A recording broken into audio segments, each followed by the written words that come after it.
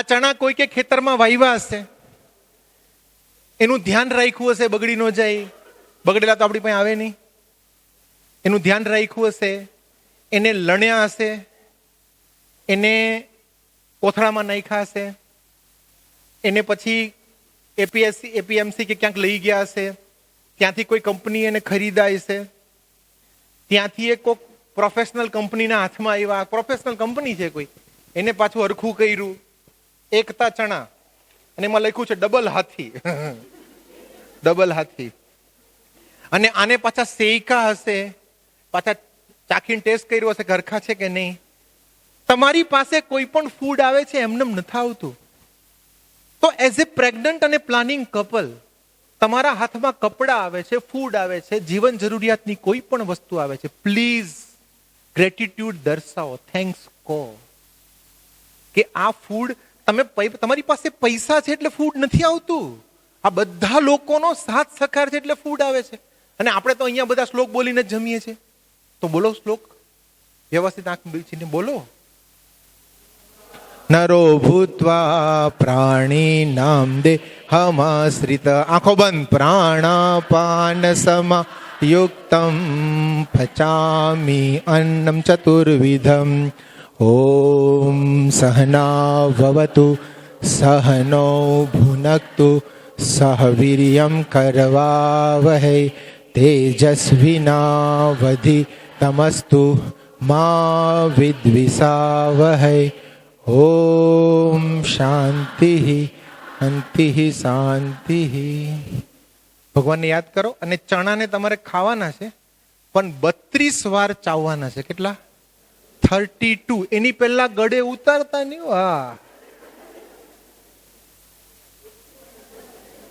32 વાર ચાવવાના છે. જો ઉતરી ન જાય અંદર. 32 એટલે સંપૂર્ણ 32. આંખ મીચી દો અને માણો. વાહ વાહ ચણા, વાહ. બોલતા નહીં ને પાછળ થૂક ઉડશે બધા. હું ખાલી અનુભવું છું. આંખ બંધ કરતો બધા જ.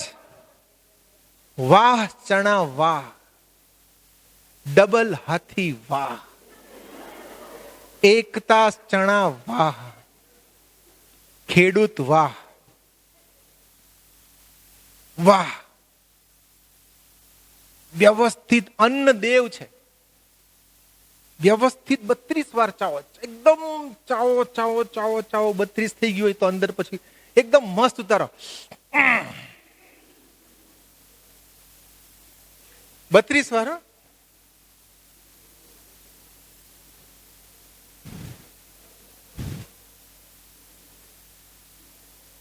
ઘણા તો 64 થઈ ગયો તો આંખો નથી ખોલતા. એ કે મારી આંખો ખોલું સર મારી પાસે આવે, કેવું લાગ્યું તો મને નથી કેવું. ચાલો હવે 32 થઈ ગયું. હવે ઓકે, તમે ચણા બહુ વાર ખાધા હશે. અત્યારે ચણા ખાધા અને પહેલી વાર ખાધા, એમાં ભેદ છે? યસ ઓર નો? તમે કોઈ પણ ફૂડને જયારે 32 વાર ચાવો ને ત્યારે તમને એમાંથી સ્વાદ, રિયલ ટેસ્ટ આવે છે. ખ્યાલ આવે છે? હવે નોર્મલ અવસ્થામાં તો કેવું છે, તમે ઘંટી દડા કરો, આમાં જે નાખે ઓરા કરો અંદર, ચાયવા વગર. પણ પ્લાનિંગ અને પ્રેગ્નન્ટ કપલને એ કે હું તો બહુ ખાતી હતી, છોકરામાં આવ્યું જ નહીં કઈ. પણ નો જાવે તું ખાતી હતી કેવી રીતે?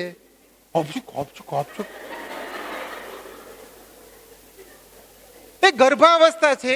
નાળ દ્વારા પોષણ બાળકને મળે છે, તો પ્રોપર ચાવશો, લાળ અંદર ભળશે તો વ્યવસ્થિત પાચન થશે, તો બાળકને માઇક્રો ન્યુટ્રિયન્ટ મળશે. ગર્ભાવસ્થામાં કેલેરી વધારે ના જોઈએ. ગર્ભાવસ્થામાં વધારે ન્યુટ્રિયન્ટ જોઈ છે. પ્રોટીન છે, ચરબી છે, કાર્બોહાઈડ્રેટ છે, વિટામિન છે, મિનરલ્સ છે.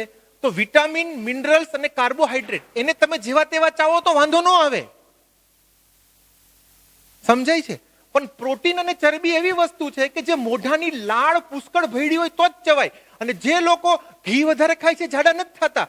જ્યારે પ્રોટીન એટલે ચણા કે એવી કોઈ કઠોળની વસ્તુ ખાય છે અને ઘી જ્યારે ખાય છે ત્યારે ચાવી નથી ખાતા એટલે જાડા થાય છે. ઘી જાડું નથી કરતું. એ તમે ચાવતા નથી એટલે મોઢામાંથી જ એનું પાચન ચાલુ નથી થતું.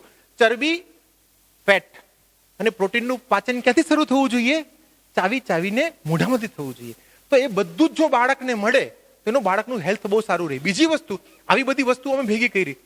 ધારો કે તમે જુઓ, અમેરિકાની અંદર જે મોટી મોટી કંપનીના સીઈઓ છે, બરાબર, એ બધા કેટલા બુદ્ધિશાળી છે કે નહીં? તો એ બધા સાઉથ ઇન્ડિયાના છે મેજર, યસ ઓર નો?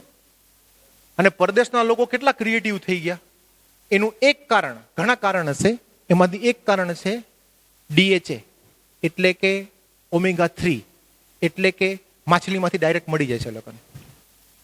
પરદેશની અંદર જેટલી પણ લેડી હોય પ્રેગ્નન્ટ, એને અમુક પ્રકારની માછલી ખવડાવવામાં આવે જેમાંથી omega-3 અને DHA ને સીધું મળી જાય, એના બ્રેનનું ડેવલપમેન્ટ ખતરનાક થાય. એટલે કે સર અમારે માછલી ખાવાની શું? માછલી નથી ખાવાની. માછલીમાંથી જે મળે છે DHA કે જે મળે છે એ આપણને અખરોટમાંથી મળી જાય. પ્લાનિંગના 3 મહિના, પ્રેગ્નન્સીના 9 મહિના, અને તમારું બાળક ફીડિંગ કરતું હોય, રોજ એક અખરોટ ચાવી ચાવીને ખાઈ જાઓ, તમારો છોકરાની બુદ્ધિ ભૂક્કા કાઢી નાખે એવી આવશે. આ સામાન્ય વસ્તુ નથી. આવી આહાર સંબંધિત જેટલી પણ વસ્તુઓ હતી એ અમે ભેગી કરીને અમારા કોર્સની અંદર મૂકી છે. તો ફૂડ આ ઇમ્પોર્ટન્ટ છે. તો આ બીજી વસ્તુ કેવી છે? ફૂડ છે. તો મેં તમને આ વાત કરી દીધી. એટલે ઘણા કહે ને કે પ્રેગ્નન્સીમાં તો મારે બે જણનું ખાવું પડે. 2 જણનું નહીં. કેલેરી કેટલી જોઈએ? ધારો કે પહેલા 3 મહિના પ્રેગ્નન્ટ લેડી હોય ને, એને 200 કેલેરી વધારે જોઈએ, એટલે એક કેળું. અને બીજા 3 મહિનામાં 400 કેલેરી, 2 કેળા. અને ત્રીજા 3 મહિનામાં 600 કે 800 કેલેરી, 3 કે 4 કેળા. આટલું જ તમે ખાવ તો કેલેરી બધી મળી જાય, પોષણ ન મળે. એને લીલા પાંદડાવાળા શાકભાજી, ફ્રૂટ, ડ્રાય ફ્રૂટ, આ બધું જો બાળક જમે, માતા જમે ચાવી ચાવીને, તો એના શરીરમાં માઇક્રોન્યુટ્રિયન્ટ્સ એના શરીર સુધી પહોંચે. એ બાળકનું શરીર બહુ જ ખડતલ અને નિરોગી અને ખતરનાક એની બુદ્ધિ બને છે. તો આ એક વસ્તુ છે. ત્રીજી વસ્તુ છે પ્રાણાયામ. તો તમને સવારે શીખડાવ્યો એટલે એની વધારે હું વાત નથી કરતો, પણ એનું મહત્વ તમને સમજાવું. આ તમે જુઓ, આ તમને દેખાય છે? આ 9મું કે 12મું વીક છે, આ 13મું થી 16મું વીક છે. 17 થી લઈને 28 વીક દરમિયાન તમે ઘણી વાર સાંભળ્યું હશે કે 3જા 4થા મહિને આને મિસકેરેજ થઈ ગયો, અથવા તો માતાને બ્રેન હેમરેજ થઈ ગયું. કારણ કે આ 17 થી 28 મહિના દરમિયાન આપણા શરીરમાં, પ્રેગ્નન્ટ લેડીના શરીરમાં બ્લડ પ્રેશરનું ફ્લક્ચ્યુએશન બહુ જ આવે છે. એ દરમિયાન એ જો પ્રાણાયામ નથી કરતા તો માથાકૂટ થાય છે. પહેલાના જમાનામાં બહેનોને કૂવામાંથી પાણી ભરવાનું હોય આમ, બરાબર, પછી ઝાડુ મારવા, કચરા કરવા, રસોઈ કરવા આમ બેસવાનું હોય અને કરવાનું હોય. પ્રાણાયામ એમને થઈ જતું હતું. હવે તો વોશિંગ મશીન ને ઘરમાં બધું આવી ગયું છે. આપણા શરીર કેવા થઈ ગયા છે ખબર? ખુરશી પર બેસી ખુરશી થઈ ગયા છે. હવે તમે પ્રાણાયામને યોગ નથી કરતા તો તમારા શરીરમાં પ્રોપર ઓક્સિજન નથી જતો, તો બાળકના શરીરમાં પ્રોપર ઓક્સિજન નથી જતો. હવે ધારો કે તમારું બાળક જન્મી ગયું અને એનું નાક બંધ કરી દે તો કોઈ તમને ગમે? એને મારો ને તમે, હથિયાર છે, ઉડાડ દો. આપણા છોકરો જન્મી ગયો હોય, એનું નાક કોઈ બંધ કરે, આપણે સહન નથી કરતા, તો ગર્ભાવસ્થામાં કોઈ લેડી પ્રાણાયામ નથી કરતા ને પ્રોપર ઓક્સિજન નથી મળતો, છોકરાનું નાક દબાવે જ છે એની મમ્મી પોતે. સિમ્પલ. છોકરો નથી બોલતો અંદરથી, ક્યાંથી બોલે? અને બોલે સંભળાય તમને? ના સંભળાય. તો આ વસ્તુ છે, કરવું પડે. તો ત્રીજી પ્રાણાયામ છે. ચોથી વસ્તુ વોકિંગ કે કસરત છે. જેને બેડ રેસ્ટ ના કીધું હોય ડોક્ટરે, એને કસરત વોકિંગ કરવું જોઈએ. વોકિંગથી શું થાય છે કે બાળકનું માથું વજનમાં વધારે હોય એટલે ઓટોમેટિક જ નીચે આવી જાય અને તમારું પેલ્વિક ફ્લોર છે એ આખું રિલેક્સ રહે, એટલે તમને નોર્મલ ડિલિવરીમાં પણ બહુ મદદ મળે. એટલે ચોથું વોકિંગ પણ કરવું જોઈએ અને વોકિંગના ઘણા ફાયદા છે. અને પાંચું ઉઠવા બેસવામાં ધ્યાન આપવું જોઈએ. આ તમને દેખાય છે? આ બેન વજન ઉપાડે છે ડાબી બાજુના, તમારી ડાબી બાજુ, બરાબર, આપણી. તો એ વજનને પોતાના શરીરની નજીક રાખે છે. ઓલા બેન ક્યાંથી બેન્ડ થયા? કમરથી. એવી રીતે ના કરાય, કારણ કે આપણો ગ્રેવિટીનો જે મુખ્ય પોઈન્ટ છે ને એમાં બદલાઈ જાય અને પછી વોટર લીકેજ થવાની શક્યતાઓ થઈ જાય. આ વજન ઉપર ચડાવવું હોય તો આવી રીતે ઊંચું નહીં થવાનું. આમ જાય છે ને? Hello, okay. પછી વજન શરીરની નજીક રાખવાનું, ઉચકો તો. પછી આવી રીતે ટેકો દઈને કંઈક કામ કરવાનું, વધારે સમય કરવાનો, ટેકો દઈને કરવાનું, અથવા થોડીક 2-5 મિનિટ બેસી જવાનું. અને સુવા માટે ડાબું પડખું, તમારા ડાબા પડખે સુવાનું. 3 મહિના સુધી તમે ગમે તેમ સુવો, પ્લસ માઇનસ ચાલે. જેવું 3 મહિના થઈ જાય ડાબા પડખે સુવાનું. નહીતર હવે ધારો કે તમે ડાબા પડખે સુઈ ગયા પછી જમણું નાનું મોટું થઈ જાય, ટેન્શન નહીં લેવાનું. પણ ડાબા પડખે તમે સુવો છો તો જ બાળકને વધારે આરામ રહી છે. નહીતર અંદર કોર્ટિસોલ જરે છે અને બાળક ગુસ્સાવાળો થાય છે. કે તું આટલો ગુસ્સાવાળો કેમ પેદા થયો? તો છોકરો કે તમે ધૂતા હતા જમણી બાજુ. એનું મગજ એ રીતે થાય છે. આ બધી વસ્તુ સાયન્સ છે, હું એમને નથી કહેતો. તો ફિટ રહો, પૂરતી ચોખ્ખી હવા લો. ઘણા બહેનો પેશાબ જવું પડશે એટલે પાણી જ ન પીવે. પીવો ભાઈ, પ્રેગ્નન્ટ લેડી પ્લાનિંગ અવસ્થામાં પાણી પીવો. પાણી બહુ જરૂરી વસ્તુ છે. અને ઊંઘ વ્યવસ્થિત લો. અને પૂર્વ કે પશ્ચિમમાં માથું રાખીને સુવો. ઉત્તર દિશામાં ક્યારે માથું ના રખાય જિંદગીમાં. તો બધા જ હોર્મોન્સ બેલેન્સ રહેશે અને તમારું બાળક સારું જન્મશે. શું 5 મુદ્દા હતા? ફિટ રહો. ફિટ રહેવાના 5 મુદ્દા. હવે છે ખુશ રહોના 5 મુદ્દા. હવે આપણે રિસેસ ક્યારે પાડવી છે મને કહેજો? 4:30? જો આમાં કેવું છે, ગર્ભ સંસ્કાર જેને બાકી છે ને એવા ઓછા છે, જેને બાળકો જન્મી ગયા છે એવા વધારે છે. પણ આજે મારો ટોપિક ગર્ભ સંસ્કાર છે તો હું ગર્ભ સંસ્કારની જ વાત કરીશ. અને જન્મથી 3 વર્ષ અને 4 થી 12 વર્ષ તમારી જે થેલી છે ને એમાં એક પેમ્ફલેટ છે, પેરેન્ટિંગ વેદા. અત્યારે જોવાની જરૂર નથી.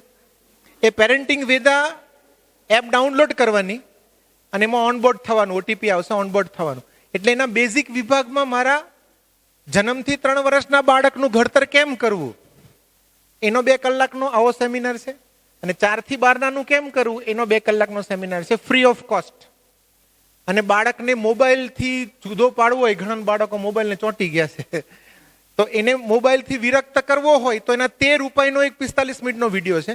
અને અમુકના બાળકો બહુ જ ગુસ્સાવાળા છે, આમ જીદ કરે ને તોફાન કરે ને મારે ને કોકને ધમપછાડા કરે, એને ઠંડા પાડવાનો વિડીયો પણ એ એપમાં બેઝિક ફ્રી વિભાગમાં છે.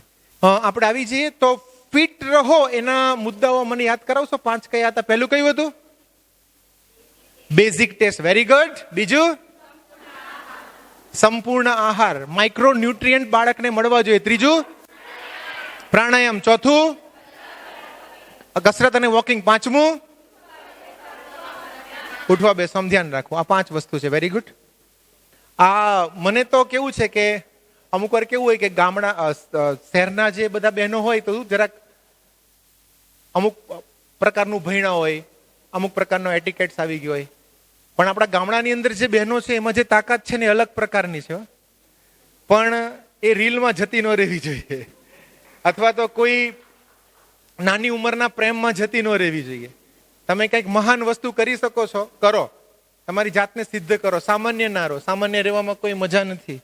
ઓકે, તો આપણે 5 મુદ્દા હતા. પહેલી વસ્તુ હતું ક્લિયર યોર વાય. બીજું હતું ક્લિયર યોર ડ્રીમ. અને ત્રીજું હતું ક્લિયર યોર સ્ટેપ્સ. સ્ટેપ્સની અંદર 10 આવે, એમાં 5 પતી ગયા. ફિટ રહો નીચે 5, અને હવે ખુશ રહો એની નીચે 5. ખુશ રહેવાનું છે. પ્રેગ્નન્ટ લેડીને કેવા રહેવાનું? ભગવાનની તમે દરેક મૂર્તિ જો હસતી જ હોય, હા કે ના? અને એની સામે ભક્ત, હે ભગવાન મરી ગયો, હેરાન થઈ ગયો. કૃષ્ણ ભગવાન પાસે લોકો શું પ્રાર્થના કરે કે હે ભગવાન મારા જીવનમાં બધું સારું ચાલે ને એવી પ્રાર્થના કરજો. કૃષ્ણ ભગવાન મૂંઝાઈ જાય અમુક વાર કે ઓય હું વિચારસ, મારો તો જન્મ જ જેલમાં થયો હતો. કૃષ્ણ ભગવાનનું જીવન જે રીતે કસોટીપૂર્ણ હતું, કોઈનો આમાંથી જેલમાં જન્મ થયો છે ભૂલમાં એમ. તમારા મમ્મી પપ્પા જેલ જોવા ગયા હોય ભૂલમાં એમ, કદાચ અમુક વાર કેમ જન્મી જાય બાળક ખબર નથી પડતી, ને જેલ જોવા ગયા હોય ને જન્મી ગયા હોય એક છે. જન્મ જેલમાં થયો અને પછી એના મમ્મી પપ્પા સગા હતા, એની પાસે તેનો ઉછેર નો થયો ને, બીજા જ મમ્મી પપ્પા હતા ને. યસ ઓર નો? હવે મિત્ર સુદામા કેવા મળ્યા કે જેના તાંદુલ ખાઈ ગયા કૃષ્ણ ભગવાનના. સમજાય છે કે નથી સમજાતું? હવે આ બાજુ રાજ પરિવાર એવું વિચારે કે ભાઈ ઉછેર ત્યાં થયો છે તો કોઈ કન્યા આપશે એમને, એમ લગ્નનું સેટિંગ પાડી દેશે લોકો. અને આ બાજુ એવું વિચારે ભલે મેં ઉછેર કર્યો કે મૂળ તો એ લોકો જ કહેવાય ને, કે લોકો સેટિંગ પાડશે. બે તરફથી સેટિંગ ના થયું એટલે 108 રાણીઓ તો પોતે જ લાવ્યા કૃષ્ણ ભગવાન. તમને થોડું વિચિત્ર લાગશે પણ વાસ્તવિકતા તો આ જ છે. અને આખી જિંદગીનો મોટો પાર્ટ એમનો કેમાં ગયો? પાંડવો કૌરવો ઝઘડતા તેને સેટિંગ પાડવામાં. હું ખોટું કહેતો હતો બનકો? અને એમનું દેહ કેવી રીતે પડ્યો? બેઠા હતા આવી રીતે અને પારધીએ તીર માર્યું. ગજબ વાત છે યાર, ભગવાનનો દેહ એવી રીતે પડે છે. અને તોય કૃષ્ણ ભગવાન આખી જિંદગી હસતા રહ્યા, મોરલી વગાડી. હસતા હસતા મોરલી વગાડી, યસ ઓર નો? અને એની સામે એનો ભક્ત જઈને એમ કે હે ભગવાન, તો ભગવાન બિચારા એમ કે તું મારી જિંદગી તો જો, આટલું બધી માથાકૂટ થઈ, તકલીફો પડી, તો હું હસતો રહું છું, તો તું હસતો રે. હું આટલા બધા તકલીફો છે તોય મોરલી વગાડું છું, તું બે શબ્દ મીઠા બોલ. તને ક્યાં એટલી તકલીફ પડી ગઈ છે? એમ પ્રેગ્નન્ટ લેડી અમુક વાર પ્રેગ્નન્ટ થાય ને તો આમ મૂંઝાઈ જાય, રોબોટની જેમ હાલતા હોય. પ્રેગ્નન્સી કઈ રોગ નથી, કઈ રોગ પ્રેગ્નન્સી કઈ રોગ નથી કઈ. ખ્યાલ આવે છે? એટલે જેને પ્રેગ્નન્સી આવે છે, ડોક્ટરે તકલીફ હોય, વોટર લીકેજ થઈ હોય, વાઇટ ડિસ્ચાર્જ થતો હોય, આરામ કરવાનું કીધું તો બરાબર છે. બાકી તમે ખુશ રહો યાર, ખુશ રહો. ભગવાન પોતે દુનિયાના શ્રેષ્ઠમાં શ્રેષ્ઠ સર્જન તમે કરી રહ્યા છો, અને તમારા શરીરની અંદર ભગવાન પોતે બાળકને બનાવી રહ્યા છે. તો ભગવાન પોતે તમારા શરીરમાં આવ્યા છે, તો એનો આનંદ નથી આપણને? ખુશ રહો. અને ઘણા કે સર ખુશ રહેવાની તમે વાત કરો છો, તમે થયા છો પ્રેગ્નન્ટ, તો હવે એના માટે મારે પ્રેગ્નન્ટ થવાનું. ઘણા મને એમ કહેતા કે સર તમારે ક્યાં છોકરો છે? હવે અમારે કેવું છે, મારા લગ્ન થયા 40 વર્ષે અને વાઈફની ઉંમર ત્યારે 38 હતી. એટલે અમે વિચાર્યું કે ભાઈ પ્રયત્ન કરીએ અને નોર્મલી થાય તો સારું છે, નેચરલી થાય તો. પછી અમે પ્રયત્ન કરતા હતા, પણ અમે આઈવીએફ સમાવ નહોતું કરાવવું અમારે. તો 45 વર્ષે હું બાપ બન્યો. અત્યારે 4 મહિનાનું છોકરો છે મારા ઘરે, બરાબર? અને મારી વાઈફની ઉંમર કેટલી છે? 43. તો લોકો અમને એમ કહે કે તમે પેરેન્ટિંગ કરો, તમારા ઘરે છોકરું હોવું જોઈએ. હવે મને લોકો એમ કહે છે કે તમે મને પ્રેગ્નન્ટ થવાનું, મારે પ્રેગ્નન્ટ થવાનું તમારા માટે, હું પ્રેગ્નન્ટ નહીં થઈ શકું, બાપ બનું ભાઈ. તો તમને પ્રેગ્નન્સી આ ખબર? અરે ભાઈ, જ્યારે હોર્મોન્સ તમારા શરીરમાં આવે છે એટલે ઉલટી ને ઉપકા ને બધું થવાનું જ છે. એ સારી નિશાની છે. બાળકના હોર્મોન્સ બને છે એની નિશાની છે. તો હું તો કહું છું જેટલું વાવાઝોડું વધારે ને એટલો વરસાદ હારો.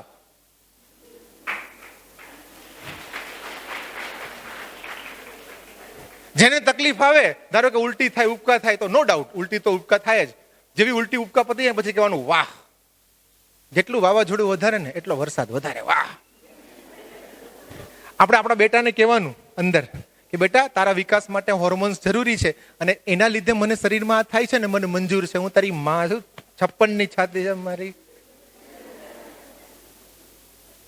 ખોટી વાત? ખુશ રહો ને ભાઈ.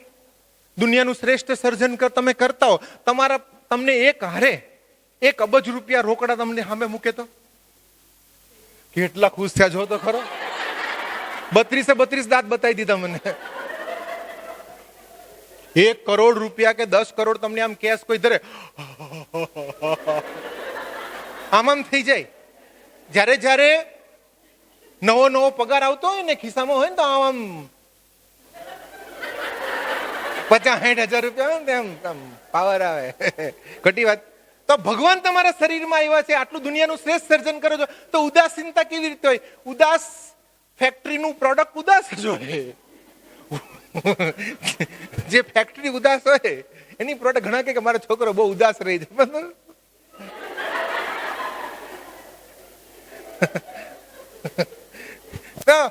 તો એ માથાકૂટ વાળું કામ છે. એટલે પહેલી વસ્તુ છે, તમારા બાળક સાથે કનેક્શન કરો.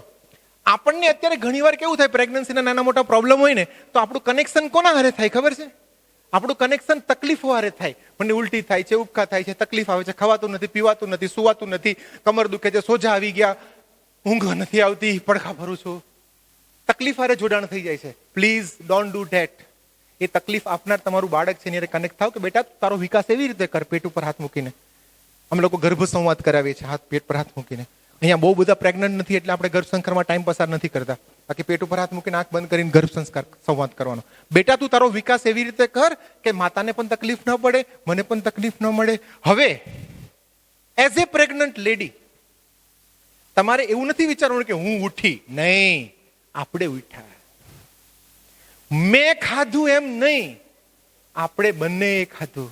આપણે બંને પાણી પીધું. ચાલો બેટા આપણે બંને પાણી પી લઈએ, ચાલો બેટા આપણે બંને જમી લઈએ, ચાલો બેટા આપણે બેટા ઉઠી લઈએ, ચાલો બેટા આપણે બંને બધા રસોઈ કરી લઈએ, ચાલો કપડાં સાફ કરી લઈએ, ચાલો આ બધું કરી લઈએ. એ છોકરાને એટલું બધું વેલકમ ફીલ થાય. જે માતા ગર્ભાવસ્થા દરમિયાન આવું વિચારે છે કે હું ખાઉં નહીં, ચાલો આપણે બંને ખાઈએ, એના બાળકો એની મમ્મીનું માને છે, કારણ કે એને પેટમાં વેલકમ ફીલ થાય છે. હવે હું અહીંયા નખત્રાણા ભુજ આવ્યો, બરાબર, અને હું 1 કલાક બેઠો અને મને હર્ષુખભાઈ કીધું કે ગાડી લેવા આવશે, ન આવે તો મને એમ થાય કે આ લોકો, હું રિક્ષામાં આવી જાય મને ના પડતી તો 1 કલાક હું બેઠા, મને વેલકમ ફીલ થવું જોઈએ તો મને મજા આવે ને. એમ તમારા બાળકને વેલકમ ફીલ થવું છે ને, એને એમ થાય માં હું આવ્યો ને મમ્મીને તો ખુશી જ નથી કાંઈ, મમ્મી તો ઉલટી ઉપકમ જ વ્યસ્ત છે, બીઝી છે. તો એ બાળકને ગર્ભથી જ માતા સાથે કનેક્શન નથી થતું. એ બાળક મોટો થઈને એના મમ્મીનું જલ્દી નથી માનતો. સમજાય છે? આ બધાના પાયા ગર્ભમાં નખાય છે. તો બોન્ડિંગ કરો, ગર્ભ સંવાદ કરો, ગર્ભચિંતન ગીત ગાઓ. અમે લોકો એવા ગર્ભચિંતન ગીત બનાવ્યા છે. માતા ઉઠે ને તરત ઉઠવાના. અમારી સાથે ગાતો, ચપટી વગાડો. 1 2 3 1 2 તમ ગાઓ તો ગાઓ છો. જાગો જાગો અહો બેટા મારા, બોલો ફરી. જાગો જાગો અહો બેટા મારા, બોલો તમે જાગો ને મીઠું હસીને, બોલો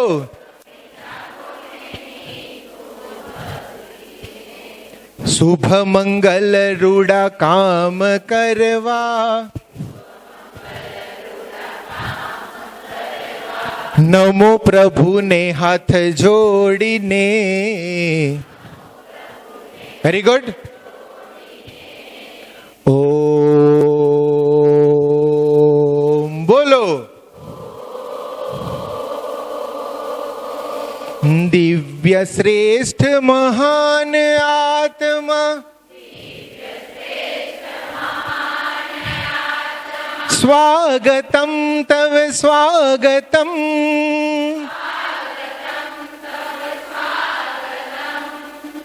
મજા આવે કે નહીં? તમારા ગર્ભસ્થ બાળકને મમ્મી આવી રીતે ઉઠાડે, કેવી મજા આવે, કે આમ મજા આવી ગઈ. પછી 9 મહિના છોકરો અંદર રહે, એની અંદર ગમે તો રહે. આજકાલ વહેલા કેમ જન્મી જાય છે, મજા નથી આવતી અંદર. એને એમ થાય આ હોટલમાં મજા નથી આવતી તો તમે હોટલ ખાલી કરી દો કે નહીં. સિમ્પલ. એને મજા આવી જોઈએ, એને થવું જોઈએ કે મારા મમ્મી યાર મસ્ત, ગ્રેટેસ્ટ મમ્મી મને મળ્યા છે, એમ થવું જોઈએ. યસ ઓર નો? તમારું જે પેટ છે એ તમારા બાળકની પહેલી યુનિવર્સિટી છે. એ હેપી હોવી જોઈએ. તો ખુશ રહો, અને ખુશ રહેવા માટે બાળક સાથે કનેક્ટ કરો. હાલરડું ગાઓ, સંગીત સાંભળો, ભાવગીતો કરો, સદગુણ વાર્તા કરો, ડાયરી લખો. બહુ પ્રેશર આવી જાય ને, અમે તો રાત્રે દરેક માતાને કહીએ કે હાલરડું ગાઈને તમારા દીકરાને સુવડાવો. હાલા હાલા હાલા હાલા પોઢી જાઓ લાલ મારા પોઢી જાઓ. હૈયે મોંઘા ભાવ લઈને પોઢાડે છે માતા તારા. હાલા હાલા હાલા હાલા. છે ને? એ મજા આવે, છોકરાને મજા આવી જાય. આખો દિવસ તમારા બાળક સાથે કનેક્ટ રહે, પહેલી મુદ્દો છે. બીજી છે બ્રેઇન એક્ટિવિટી. તો હવે પ્રેગ્નન્સી આવી, બરાબર, પણ આપણી ટેવ હોય એક્ટિવ રહેવાની, એટલે વેબ સિરીઝ જોતા હોઈએ, રીલ જોતા હોય, યુટ્યુબ જોતા હોઈએ, તે ટેવ કે જતી ના રહી. એટલે અમે એનું સબસ્ટિટ્યુટ આપીએ છીએ. દરરોજની 15 એક્ટિવિટી મોબાઈલ એપમાં આપીએ છીએ. એમાંથી એક એક્ટિવિટી છે ટેંગ્રામ. કાઢો, તમારા અંદર 4 ટુકડા હશે.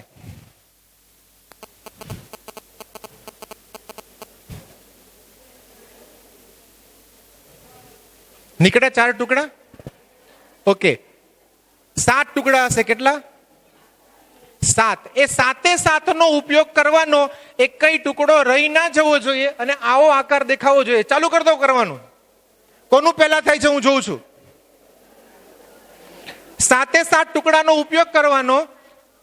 તમારી થેલી ઉપર વ્હાઈટ કાગળ મૂકી દો એટલે દેખાય, વ્યવસ્થિત દેખાય. કાગડો દોર્યો તો એની પાછળનું.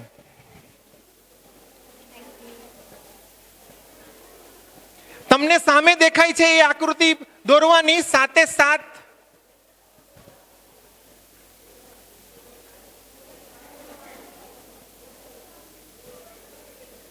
દોરવાની નથી. સાતે સાત સાત ટુકડા એવી રીતે ગોઠવો કે આવું બનવું જોઈએ, આવું દેખાવું જોઈએ.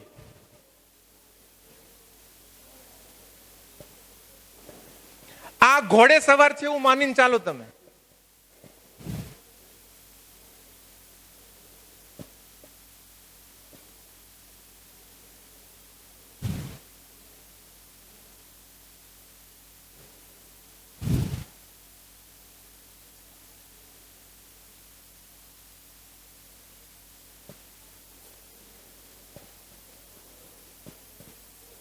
ફટાફટ હો ભાઈ, આજુબાજુ જોવાની જરૂર નથી.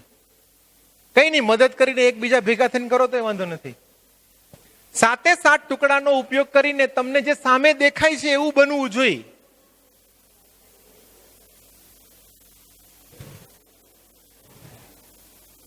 આવું હોય તો સાચું, અને ન હોય તો કરી નાખો. હાલો ચાલો, જેને જેને નથી એ ફટાફટ કરી નાખે.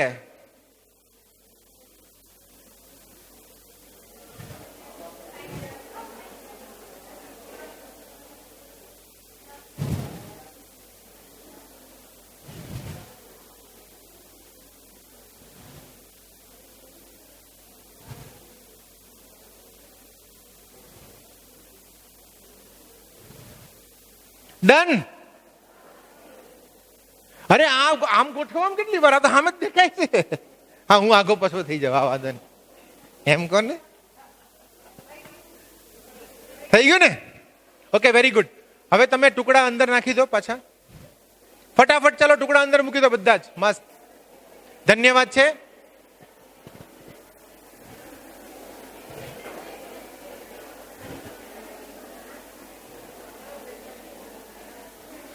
આ સાત ટુકડામાંથી 6,500 આકાર બને છે. કેટલા?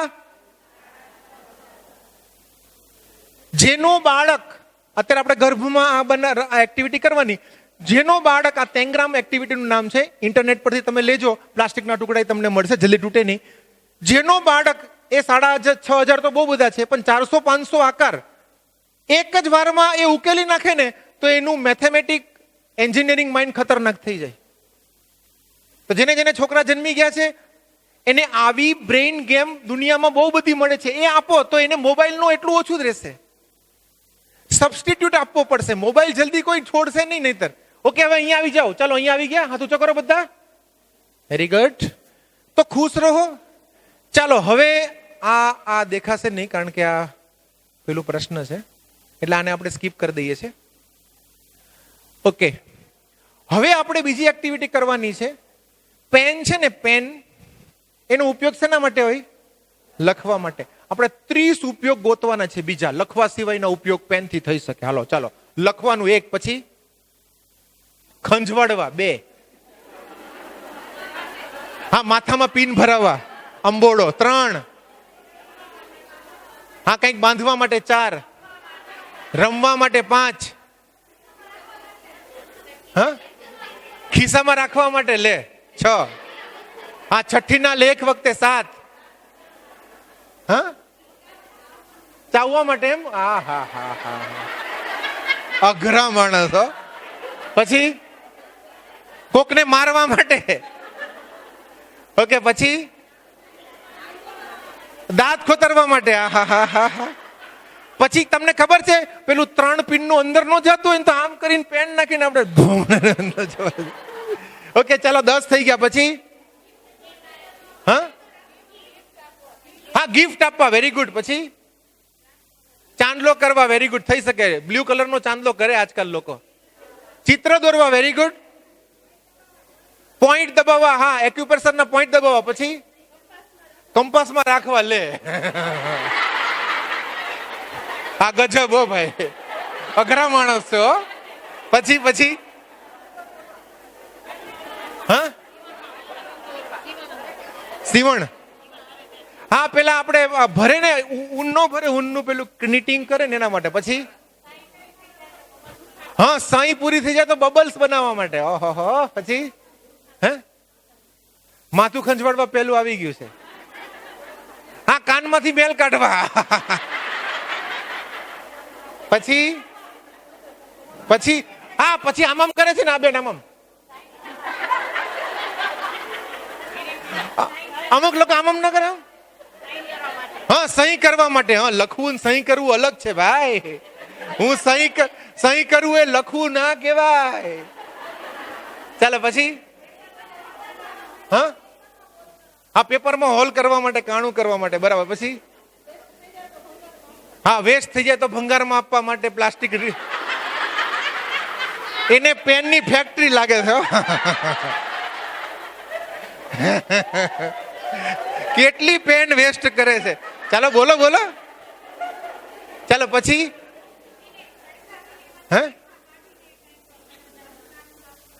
હા કઈક સાફ કરવું તો સિસોટી વગાડવા, ઢાંકણું વાગે હો, ડેકોરેશન માટે. યસ. પછી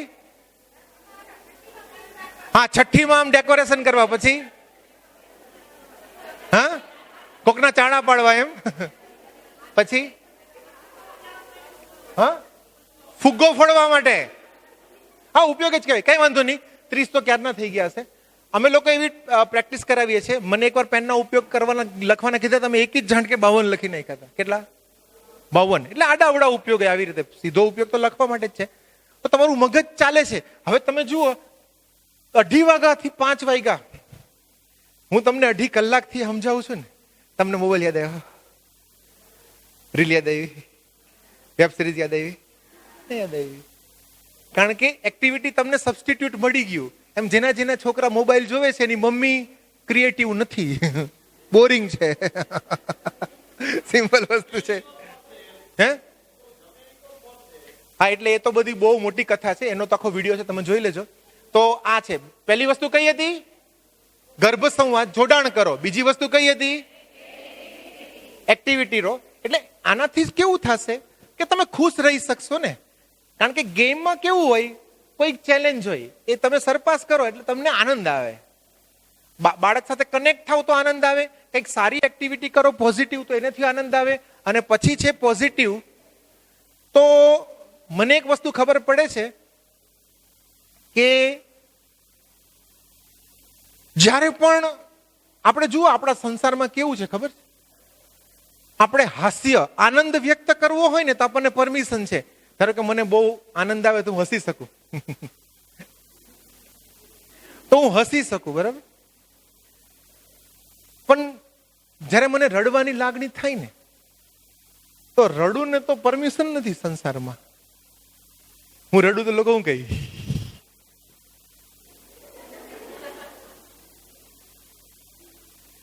તો આનંદની લાગણી વ્યક્ત કરવા માટે સંસારમાં પરમિશન છે કે તમે વ્યક્ત કરી શકો. હર્ષ, ધારો કે મારો પહેલો નંબર આવી ગઈ, યાહૂ એમ કરી શકું. હા કે ના? અને જયારે નિષ્ફળતા હોય ત્યારે હું એ વ્યક્ત કરું તો લોકોને નથી ગમતું, અનુકૂળ નથી આવતું. જયારે મને માન આવે ત્યારે અનુકૂળ નથી, ઈર્ષ્યા આવે તો અનુકૂળ નથી. હું કઈ નંબર ગુસ્સે કરો સમજ પડે છે કે નહીં, તો એ માન્ય નથી. તો ચાલો કઈ વાંધો નહીં. તો મને ખાલી હસવાની જ લાગણી થશે મારા લાઈફમાં, મને ખાલી હર્ષની જ, આનંદની જ, એચિવમેન્ટની જ લાગણી થશે. મને રડવાની લાગણી થશે ને, મને ઈર્ષ્યાની લાગણી થશે ને, મને ઈગોની લાગણી થશે ને, મને આળસની લાગણી થશે ને, મને ગુસ્સાની લાગણી થશે ને, તો એ વ્યક્ત કરવાની પરમિશન નથી. અને કરો તો એમ કે આ તો જો હવે પ્રેગ્નન્સીમાં તમને ગુસ્સો આવે છે સાસુ ઉપર, દેરાણી ઉપર, જેઠાણી ઉપર, પતિ ઉપર, વ્યક્ત ન કરી શકો. એ તમારો ગુસ્સો વ્યક્ત ન થયો એટલે અંદર ને અંદર ઘૂંટાય, અને ઘૂંટાય એક નેગેટિવ હોર્મોન્સ પેદા કરે છે જે બાળકના ગ્રોથને અટકાવે છે. એટલે કોક એક એવો વ્યક્તિ રાખવો કે જેની તમે પાસેની રડી અગો, તમે હસી શકો એવું તો આખી દુનિયા છે. તો એક વ્યક્તિ તમારા મમ્મી પપ્પા ભાઈ કે કોઈ તમારો ગેરઉપયોગ ના કરે એવા કોઈક રાખવા જોઈએ એની પાસે તમે રડી શકો, એની પાસે ગુસ્સો કરી શકો તમે. અને ઘણા કે સર અમારે તો કોઈ નહીં, આ ખભો મૂક્યો એટલે મર્યા. તો કઈ વાંધો નહીં, ભગવાનને કહો.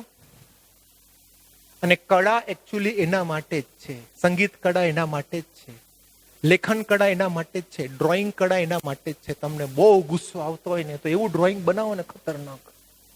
પ્રેગ્નન્સીમાં બહુ ગુસ્સો આવે છે, વ્યક્ત નથી કરી શકતા, વ્યક્ત થવો જોઈએ. ડ્રોઈંગ બનાવો અને કરીને ફાડ નાખો ભગવાનના ચરણે ધરીને કે અમારો ગુસ્સો હતો, તમે મન બનાવ્યો, બરાબર, મને ગુસ્સો આવે છે, આ તો ફોલ્ટ વાળો પીસ છે મારો, તો એ ગુસ્સો મેં તમને ચરણે ધરી દીધો. તો પ્રેશર રિલીઝ થશે. ઘણી વાર હું શું કરું, મને બહુ એમ ગુસ્સો આવે કે દુઃખ થઈ જાય તો આમ કરું, દિલ કે અરમાં આંસુઓ મેં બહ ગઈ, એવું કઈ ગાઈ લેવાનું થોડુંક, એ પણ કઈ હળવું થાય મન. કોઈ બાથરૂમ બંધ કરીને અથવા તો રિલીઝ તો કરવું પડશે ને. ડાન્સ કરી લો તમને આવડતો હોય તો, નાનો મોટો. એટલે ડોક્ટર હા પાડી હોય તો તાંડવ નથી કરવાનું પ્રેગ્નન્સીમાં. ગુસ્સો આવ્યો ઠંડી રાવણનું તાંડવ નથી કરો તો છોકરો કે મમ્મી બસ. એટલે પ્રેગ્નન્સીમાં મેં તમને કીધું કે ખુશ રહો, પોઝિટિવ રહો, આ છે તે છે, તો પણ તમને આવી નેગેટિવ લાગણી થવાની. ત્યારે દબાવો નહીં, લખી નાખો, ડ્રોઈંગ કરી નાખો, ડાન્સ કરી નાખો, ગીત ગાઈ નાખો, વ્યક્ત કરી નાખો, વ્યક્ત કરી નાખો. આપણા દરેકના હૃદયમાં એટલો બધો ગુસ્સો ભર્યો છે ને, એક માણસનો ગુસ્સો બહાર ખરેખર નીકળે ને બ્રહ્માંડ ફાટી જાય, એટલો ગુસ્સો છે. ઓલી અમેરિકાની આગ કાંઈ નથી, કાંઈ નથી, એના જે ભડકા કાંઈ નથી. આપણે તો વ્યક્ત નથી કરતા, બાકી વ્યક્ત કરે ને તો ભૂકા કાઢી નાખે સામે વાળાના. અને દરેકના પાસે એક વ્યક્તિ તો છે જ ગુસ્સો કરવા માટે 24 કલાક એની હાજરીમાં ભગવાને મૂક્યો જ છે. તો પ્રેગ્નન્સીમાં હવે આપણે વિચારવાનું છે ને કે ભાઈ એ સાઈડ તો પોઝિટિવ રહેવાનું છે. તો હવે આપણે વિચારવાનું, આ કયું પ્રાણી છે? ઓકે, આપણે ડુક્કરના 40 ગુણો આપણે કરવાના છે. ડુક્કરના 40 ગુણો બોલો. અરે હું જોઉં ને, ડુક્કર ભગવાને બનાવેલું છે, મહેનત બનાવ્યું કઈ, ભગવાને બનાવ્યું કઈક તો હશે. કઈ વાંધો નહીં, ચાલો એક પછી એક આંગળી ઊંચી કરીને જોરથી ઉભા થઈને બોલજો. પહેલી વસ્તુ કે ભગવાન પોતે એકવાર ભૂંડના અવતારમાં હતા, યસ ઓર નો? એ પહેલું. બીજા, સમૂહમાં રહે છે, માણસ સમૂહમાં નથી રહેતો, ભૂંડ સમૂહમાં રહે છે. બીજું,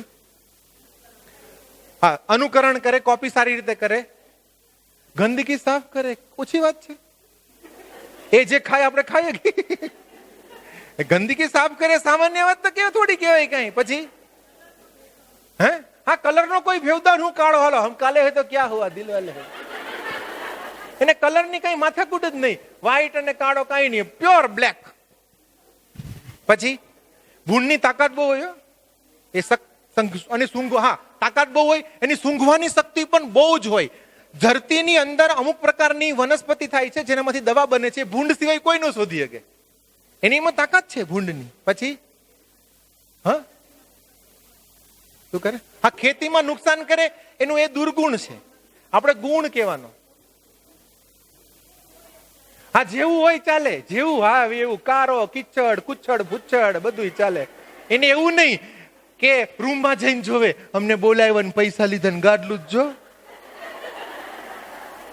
થાળી જ જો, ગ્લાસ તો જો, એવું નો કે હું અહીંયા શિબિરમાં આવી છું, જ્યાં ત્યાં જેવું તેવું ચલાવી લેવાનું, ટેન્શન નહીં લેવાનું. હે, હા, ડિસિપ્લિન માં એક પછી એક હાલે. આપણે કાંઈ ડિસિપ્લિન નહીં, ગમે તેમ બધું પડ્યું હોય આમ ઘરે. અરે 4 રસ્તે તો છે, ગાડીઓ કાઢે છે લોકો, ડેન્જરસ. ડિસિપ્લિન માં રહે. પછી ભૂંડના ગુણો.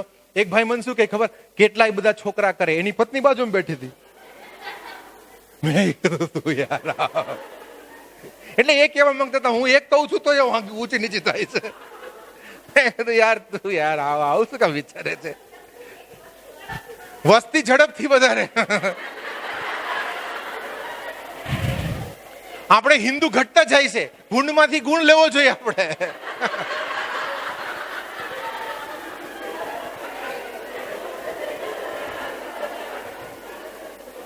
હવે મારી પાસે ટાઈમ નથી અત્યારે, પણ એકચ્યુઅલી અમે એકવાર આવી ઘટના કરી હતી. ભૂંડમાંથી 50 ગુણ નીકળ્યા.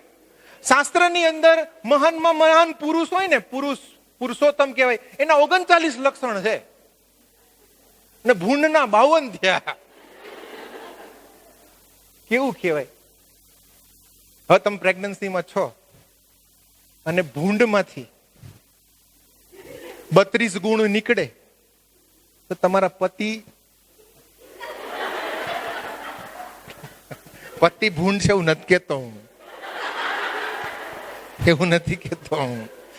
તમારી તાકાત છે ભૂંડમાંથી 32 ગુણ કાઢવાની. તમારા સાસુમાંથી 32 નો કાઢી શકો?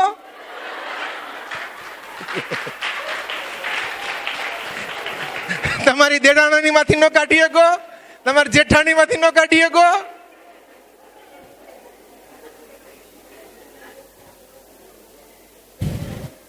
આ તમને ક્યારે એવો વિચાર હતો કે આ ભૂંડનું ચિત્ર જોઈને આટલા ગુણો નીકળશે? કોઈની દેરાણી જેઠાણી આવા નથી હોતા. તો પ્રેગ્નન્સીમાં તમે કમસે કમ એને આવી રીતે તો જોઈ શકો એમ, એટલે મીન્સ કે પોઝિટિવ રીતે. તો પોઝિટિવ તમારે કોઈ પણ, આપણું બ્રેન છે ને એવી રીતે જ કામ કરે. તમે વિચારો ને કે મારા આ બધી વસ્તુ સારી છે તો તમને સારું સારું જ લાગે, તમને એમ લાગે ખરાબ છે તો ખરાબ ખરાબ જ લાગે. ઘણા લોકોને કેવું હોય, બધી રીતે દુઃખી દુઃખી જ થયા કરે. શિયાળો આવે તો કે બહુ ઠંડી પડી આ વખતે, તો ન પડે તો કે આ વખતે ઠંડી નથી પડતી, સ્વેટર પહેર્યું જ નહીં મેં, તારા આને નાખવો ક્યાં? ઉનાળો આવે ને તો એને એમ થાય કે બહુ ગરમી પડે છે, આમ તોડી નાખ્યા.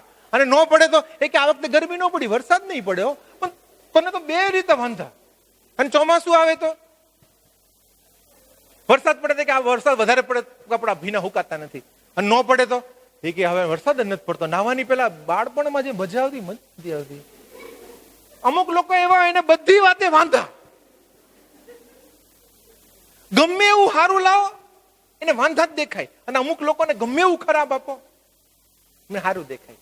તો પ્રેગ્નન્સીમાં ભગવાને તમને પસંદ કર્યા છે એક સારા બાળકને પેદા કરવા માટે, પોતે તમારા ગર્ભમાં આવીને કરે છે, તો પોઝિટિવ તો રહેવું જ પડશે ને આપણે. યસ ઓર નો?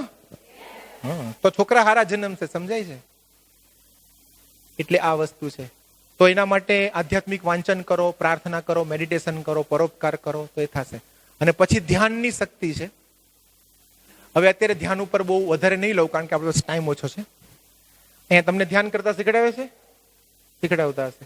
કાંઈ ના થાય તો ઊંડા શ્વાસ લો, ઊંડા શ્વાસ ડીપ અંદર અને બહાર, ઓમનાદ કરો.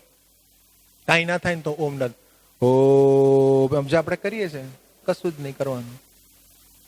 હવે પછીનો જમાનો એટલો ટેન્શન વાળો આવવાનો છે ને કે જેના બાળકને ધ્યાન કરતા નહીં આવડે ને 25 વર્ષ પછી સુખી નહીં થાય. તો તમારા છોકરાને ધ્યાન કરતા ક્યારે આવડશે? જ્યારે તમે ધ્યાન કરતા આવડશે. તમને ધ્યાન કરતા ક્યારે આવડશે? જ્યારે તમે ઉઠીને ભગવાન પાસે 5 મિનિટ કે 10 મિનિટ ઓમનાદ કે એવું કંઈક કરશો તો થશે ને. તમે તમારું ભગવાનની જે પ્રાર્થના બધું કરીએ તો 5 મિનિટ કરો ને ધ્યાન. ધ્યાનની શક્તિ બહુ જ જોરદાર છે, તો એ ધ્યાન પણ કરવું જોઈએ. અને 5મી વસ્તુ છે માઇન્ડસેટ. લગભગ અત્યાર સુધીમાં મેં માઇન્ડસેટની જ વાત કરી છે, પણ હવે હું કંઈક અલગ સંદર્ભમાં અમુક વસ્તુ કહીશ. ધારો કે હું તમને એમ કહું તમે જીજા માતા છો, તમને મનાય? તમે પ્રેગ્નન્ટ છો બરાબર, તમે જીજા માતા છો અને માનીશ એમ નહીં, મનાય? અને તમારા ઘરે શિવાજી જન્મે, તમે મનાતું હશે, હું નાની પડદો. આપણને કોઈ એમ કે તમે જીજા માતા છો ને તમે શિવાજીને જન્મ આપી શકો, આપણે એકવાર ધ્રુજી જાય સર, રહેવા દો ને. આપણને થાય સાહેબ બધું નસીબ પ્રમાણે થાય, બરાબર ને? હા કે ના? આપણા નસીબમાં થોડા જીજા માતા તો બહુ મોટા હતા. આપણું માઇન્ડસેટ છે ને વીક માઇન્ડસેટ છે. અથવા તો શું વિચારીએ, ભગવાનની ઈચ્છા એવું થાય, આપણે કઈ થાય જ નહીં. તો ભગવાનની ઈચ્છા હોય બરાબર, તો હું તો ઘરે જન્મો તો, મારા મમ્મી 3 દીકરા, હું મોટો, પછી નાનો ને પછી નાનો, બધા ઘરે જન્મ્યા હતા. તો ભગવાનની ઈચ્છા છે તમારો છોકરો જન્મી જશે. હોસ્પિટલ હું કેમ જાઉં છો? બોલો, ત્યાં તમારી ઈચ્છા. કેમ? ભગવાનની ઈચ્છા છે ને, એનું નસીબ હશે છોકરાનું, ભગવાનની ઈચ્છા છે તો ઘરે હારો જન્મ છે. યસ ઓર નો? આ તો કાંઈક થાય ને ડોક્ટર ડોક્ટર,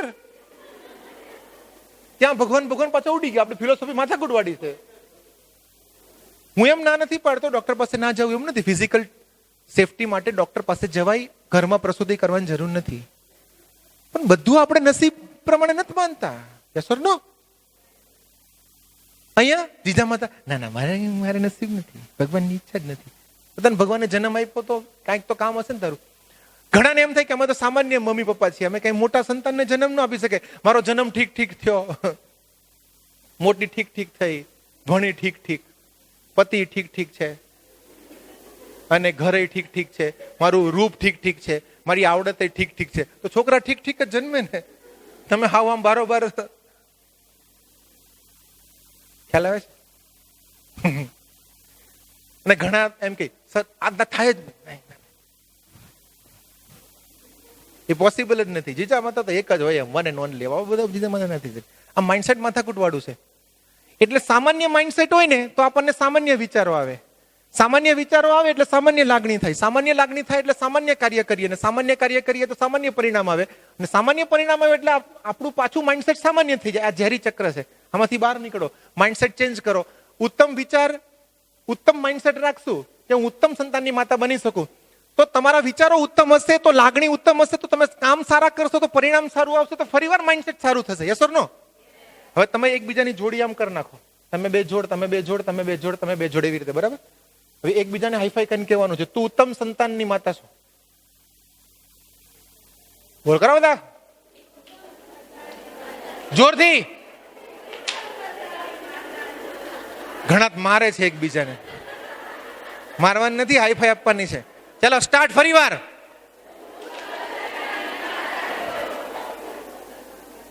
માઇન્ડસેટ કેમ? Physical is memorable. તમે જયારે કોઈને કહો છો, તમે કોકને કહો છો, તે તમને કહે છે તો મજા આવે ને આપણને. એ છે. ઓકે, તો 8 માતાઓ છે. બધાની વાત હું નહીં કરું, 2-3 ની કરીશ. ઉત્તમ માતા પિતા છે ને એ ઉત્તમ સંતાનને ઈચ્છે છે, અને સામાન્ય માતા પિતા ફક્ત સંતાનને ઈચ્છે છે. આ માઇન્ડસેટમાં ફેર છે, જે આપણે આગળ જોઈ ગયા. હવે એનામાં હું તમને દ્રષ્ટાંત આપીશ. માતા શકુંતલા, એનો એક વિડીયો દેખાડું. એના દીકરાના નામ પરથી આપણા દેશનું નામ ભારત પડ્યું છે. હવે શકુંતલાના માતાનું નામ મેનકા હતું, અને એમના પિતાનું નામ વિશ્વામિત્ર હતું. વિશ્વામિત્ર ઋષિ તપ કરતા હતા, અને સ્વર્ગની મેનકા આવી તપ ભંગ કરવા માટે. એ રીતે શકુંતલા જન્મી. શકુંતલા જેવી જન્મી ગઈ તો વિશ્વામિત્ર એને છોડીને જતા રહ્યા, અને મેનકા સ્વર્ગમાં જતી રહી. હવે એ જે છોકરી હતી નાની, એકદમ જન્મેલી, એને શકુંત નામના પક્ષીઓએ છાંયો આપ્યો. રડતી હતી ને એટલે તડકાને લીધે રડતી હતી, છાંયો આપ્યો. અને રડતી હતી દૂધને લીધે કે જમવા માટે. તો કણવ ઋષિનો આશ્રમ બાજુમાં હતો, તો શિષ્યોએ સાંભળ્યું તો ઋષિને લઈ આવ્યા. એ રીતે મોટી થઈ. હવે આવી માતા પિતા સાથે તેજાયેલી જે છોકરી હોય, એનો કોન્ફિડન્સ તો લો જ હોય ને. એને કોઈ દિવસ એવો વિચાર આવે કે મારો પુત્ર ચક્રવર્તી સમ્રાટ બને? જંગલમાં જન્મેલી છોકરીને એવો વિચાર આવે મારો પુત્ર ચક્રવર્તી સમ્રાટ બને? આ માઇન્ડસેટ છે. એને એવું હતું મનમાં કે મારો છોકરો તો ચક્રવર્તી સમ્રાટ બનવો જોઈએ. તો એમનેમ કઈ રિઝલ્ટ નથી પડતા. બીજો મુદ્દો છે, આત્મવિશ્વાસી હોય ઉત્તમ માતા, અને સામાન્ય માતા શંકાશીલ ને ડરપોક હોય. મેં તમને આ 3 કલાક સમજાયું તોય થાય સાહેબ તો ખાલી કે થાય નહીં કે હે બાજુ કોણ થાય વાતું છે. શિબિરમાં હારી લાગે, પાપડ છે ને શેકેલો હોય કડક થાય, પછી ભવાઈ જાય. શંકા જ એના મગજમાં ચાલ્યા કરતા. આત્મવિશ્વાસ નો ચાલતો હોય કે આ વેદની વાત કરે છે, સર પોતાની વાત થોડી કરે છે, ઉપનિષદની વાત કરે છે, વિજ્ઞાનની વાત કરે છે. ના, એ માઇન્ડસેટ છે. તો મદાલસા માતાનું આગળ મેં તમને વાત કરી, એના પતિને કે કેવો છોકરો જોઈએ છે, એવા જ પ્રમાણનો છોકરાનો જન્મ આપે. હવે હું તમને કહેજો, બિલાડી રસ્તો કાપે તો બોલો શું થાય? અપશુકન થાય. ઓવરઓલ શું થાય? ઘણા કહે છે ને કાંઈ ન થાય, એને બિલાડી કાપી જાય નરખું ન થાય ને તો મનમાં થાય કે કાપી ગઈ હતી. જેમ કહે છે ને કાંઈ ન થાય. ઘણા એમ કે હું રસ્તો કાપું ને તો બિલાડીને કંઈક થાય. એ જોવા જાસ તું બિલાડીને શું થયું? આ બિલાડી પકડનારો માણસ કહેવાય. આ બિલાડી વિચારધારા છે તારી. ઘણા કે કાંઈ ન થાય, પણ એને કઈ થાય ને તો મગજમાં તો એકવાર આમ વિચાર આવીને જતો રહી, બિલાડીને કદાચ થતું હશે. આપણા મગજમાં બધું ફિટ થયેલું છે. મકાન પર કાગડો બોલે તો ગજબ. બેઠા બેઠા પગ હલાવીએ તો આમ માં મરી જાય એવું કહે છે. તો મને તો બેઠા બેઠા પગ ભલાવાની એટલી બધી આદત છે ને, તો મારા મમ્મીને તો કેટલી વાર મરવું પડે કોણ જાણે. હજી જીવે જ છે, 72 વર્ષના થયા છે, જીવે છે અને હજી બહુ જીવશે. પછી સવારે સપનું આવે તો આ બાજુ પાવર વાળા છે, થોડા યંગ છે ને, થોડાક આ ધેડ વયના થઈ ગયા. બાજુ લીંબુ મરચા બાંધો તો મારે તો અહીંયા ફેરવવું પડે. આ બધી માન્યતાઓને કોઈ શાસ્ત્રનો આધાર છે, કોઈ પણ વિજ્ઞાનનો આધાર છે? તો આપણે આ બધું માનીએ. યસ ઓર નો? અંદર ડીપ રૂટેડ, એને શું કહેવાય અંગ્રેજીમાં? ડીપ રૂટેડ છે આ બધું જ. અને હું તમને કહું કે ઉત્તમ સંતાનને જન્મ આપી શકો, એવું થોડું હોય, એવું ના હોય. હું આટલું જે વાતનું કોઈ પ્રમાણ નથી, કોઈ સાયન્સ નથી, એને આપણે માનીએ છીએ કે હા. અને જેનું આટલું બધું પ્રમાણ છે તો આપણને થાય હશે કે નહીં હોય, હશે કે નહીં હોય. હાઈફાઈ આપી દો. તું ઉત્તમ સંતાનની માતા છે. જોરથી ફરી વાર, હજી એક વાર. આ માનો ને, આ માનો ને, સિમ્પલ વસ્તુ છે. એટલે આમાંથી ઘણાને એવું લાગતું હશે કે મેં લગ્ન કરવામાં ઉતાવળ કરી દીધી. થોડુંક ધ્યાન રાખ્યું હોત ને તો હું જે ત્રીજો છોકરો જોયો એની હારે લગ્ન કર્યો હોત ને તો અત્યારે એની પત્ની બહુ ખુશ છે. મનમાં ચાલતું કે નહીં કોઈને અમે થોડીક ઉતાવળ કરી નાખી, નહીતર મને બેટર વિકલ્પ મળી શકત. તો આ અંદરના વિચારો છે આપણા. તો આમાંથી ઘણાને એમ થતું હોય કે મારી જ્ઞાતિ પ્લસ માઇનસ છે, અમારો આર્થિક સ્થિતિ પ્લસ માઇનસ છે, અમારા મમ્મી પપ્પા પ્લસ માઇનસ છે, મારું રૂપ પ્લસ માઇનસ છે, મારા વાળ ઓળું તો આમ ગુંગળ્યા થઈ જાય છે, હું રૂપાળી નથી, હું કલામાં શ્રેષ્ઠ નથી. આવી બધી વસ્તુ આપણા મગજમાં ઘૂસી ગઈ છે. એ આપણા આત્મવિશ્વાસને ડાઉન કરે છે. આપણે કોઈ દી એ નથી વિચારતા કે હું આત્મા છું, આ શરીરની અંદર રહેલો ઝગમગતો, અને એની અંદર પરમાત્મા બિરાજમાન છે. હા કે ના? એ ગુરુજી મારી 24 કલાક સાથે છે એવું આપણે નથી વિચારતા. આપણને એમ વિચાર આવે કે મારું રૂપ સરખું નથી, કળા સરખી નથી, મારી આવડત સરખી નથી, મારું ટોકિંગ પાવર સારો નથી, એવું કઈ છે જ નહીં. માતા તરીકે તમે એક દીકરી તરીકે સામાન્ય હોઈ શકો, તમે એક બેન તરીકે સામાન્ય હોઈ શકો, તમે એક પત્ની તરીકે સામાન્ય હોઈ શકો, પણ તમે એક માતા તરીકે ક્યારેય અસામાન્ય હોવ, સામાન્ય ના હોઈ શકો. તમે એઝ એ મધર તમે સામાન્ય ના હોઈ શકો કોઈ દિવસ. તો એ જ વસ્તુ છે ને. હાઈફાઈ આપી દો. ફટાક નેરું આવવું છે વિચારીને મારે. આ ત્રીજો ગેર હું કહું એટલે ફટાકો બોલો છે. સ્ટાર્ટ. હજી એક વાર. Very good. તો આ વસ્તુ છે ને. ત્રીજું છે ઉત્તમ માતા પિતા સંતાન માટે સમર્પિત હોય છે અને સામાન્ય માતા પ્રયત્નશીલ હોય છે. ઉત્તમ માતા પિતા કેવાય? ઉત્તમ સંતાન મેળવવા માટે ગર્ભ સંસ્કાર કરવા પડે, હું કરીશ. શિશુ સંસ્કાર કરવા પડે, હું કરીશ. બાળ સંસ્કાર કરવા પડે, હું કરીશ. બધું કરવા તૈયાર થઈ જાય. અને પેલા કેવાય? પ્રયત્નશીલ. થાય તો કરશું, નહીતર કાંઈ નહીં, ગામનું થશે, મારું થશે. ઉત્તમ સંતાન જન્મો તો સારું, નહીતર કાંઈ નહીં, મારા જેવા તો આટા મારે છે આસપાસમાં, ન જન્મે તો ફેર પડે. તો એવું ના હોય. અમુક વાર અમુક મમ્મી મને એવું પૂછે, શિબિર પતી જાય ને, આટલી બધી પાવરફુલ વાત છે ને, મને પછી પૂછે કે મને કે સર આમ પણ પાણીપુરી ખવાય કે નહીં?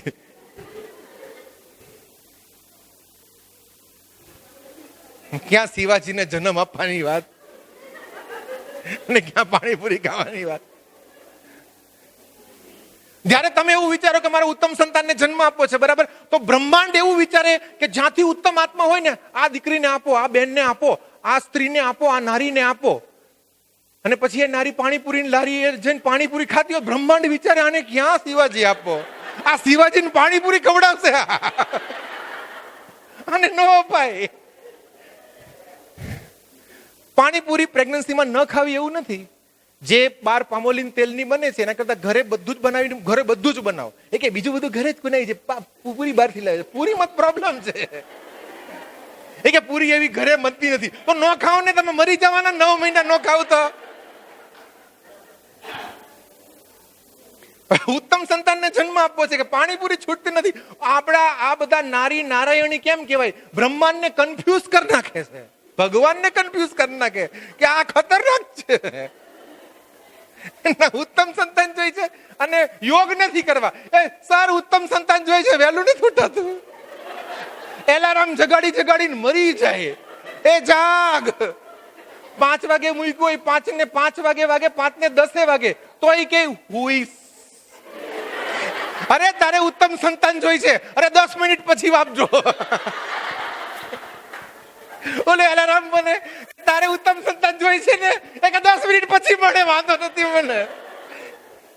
એટલે આપણે છે ને ખતરનાક પ્રાણી છીએ. અને હું કહું છું ને, માણસ બહુ ખતરનાક પ્રાણી છે. એ પોતે જ કન્ફ્યુઝન. એનું સપનું છે મર્સિડીઝ નું અને પ્રયાસ છે વેગનાર નો. વેગન મર્સિડીઝ ની દુકાનમાં જઈને કે ત્યારે 5 લાખમાં આપી છે મર્સિડીઝ. મર્સિડીઝ ની દુકાનમાં જઈને મર્સિડીઝ વાળો કે કેમ આવ્યા? એ કે મારે મર્સિડીઝ લેવી છે. તો એ કે હા વાંધો નહીં આવો. તો કે મારે તો લેવી છે, તાર 5 લાખમાં આપી છે.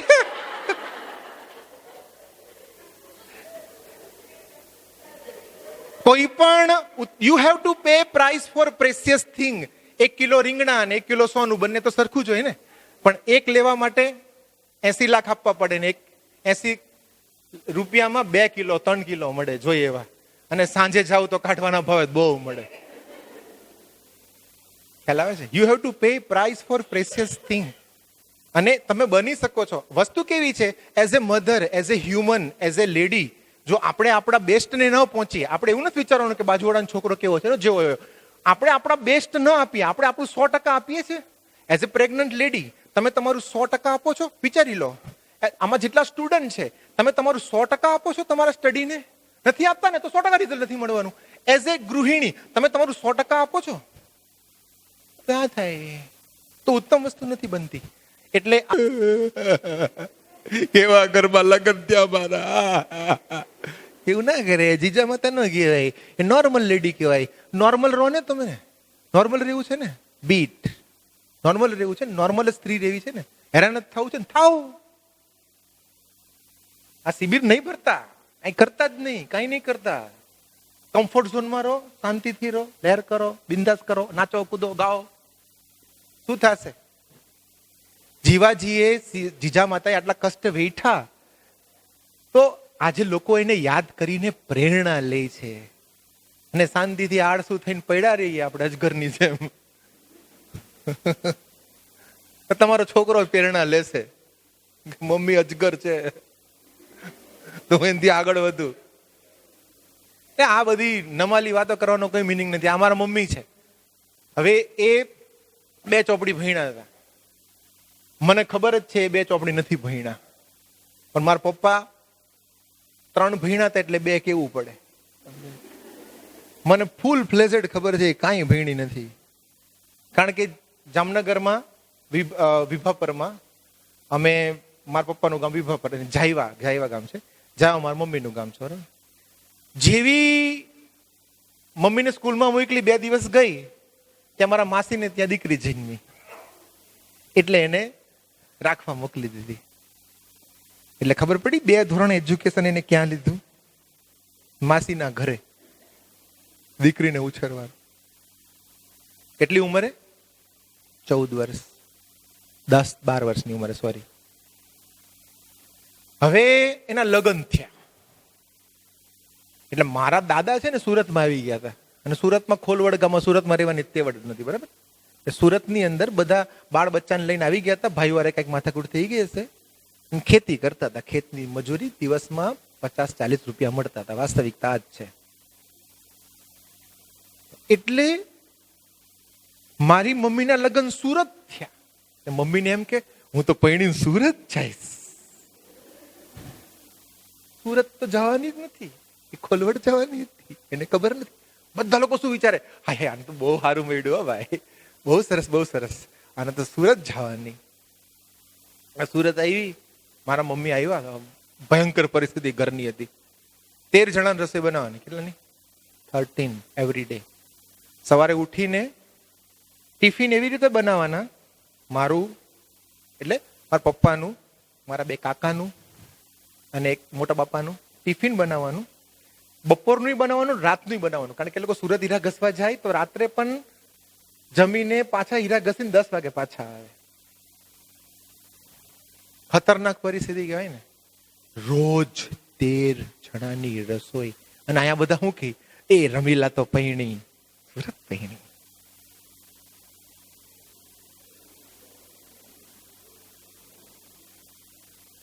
પછી મારા મમ્મીએ વિચાર્યું, મારા પપ્પા થોડા ઠંડા ઠંડા છે, આમ મીડિયમ પ્રકારના છે, મેચ્યોર પણ આમ થોડા ઠંડા ઠંડા, એમ કમ્ફર્ટ ઝોન વાળા.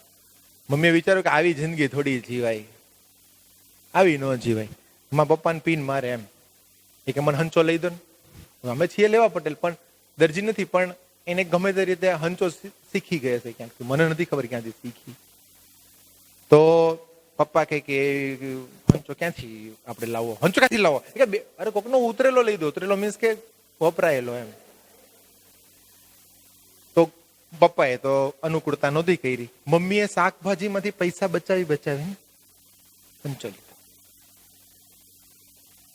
શાકભાજીમાં પૈસા બચાવીને સંચો લીધો. અને તરત એને ખોલો ડ્રેસ સીવડા કોઈ આપે એટલે ફોલ કરે ને પોલકા બનાવે ને, પોલકું એટલે બ્લાઉઝ, નાનું મોટું આમ બધાને રફું કરે. એમ કરતા કરતા એની ગટ્સ આવી ગઈ અને મંડી કમાવા. અને પછી વિચાર આવ્યો કે આપણે છે ને સુરત રહેવા જઈએ. તમે રોજ ત્યાં આટા મારો છો, આમથી આમ લાંબા થાવ છો, કામરેજ હીરા ઘસવા જાઓ છો ખોલવડ થી, રોજ 15 કિલોમીટર પસાર કરીને. એની કરતા આપણે સુરતમાં ઘર લઈને ત્યાંથી હીરા ઘસવા જાઓ ને તમે. એ કે ઘરના પૈસા કોણ આપશે, કે ભાડું કોણ આપશે? હું કરીશ, હું આપીશ, ભાડું હું આપીશ. બીજું તમે આપો છો ને રસોઈ બસોઈ, ભાડું આપીશ.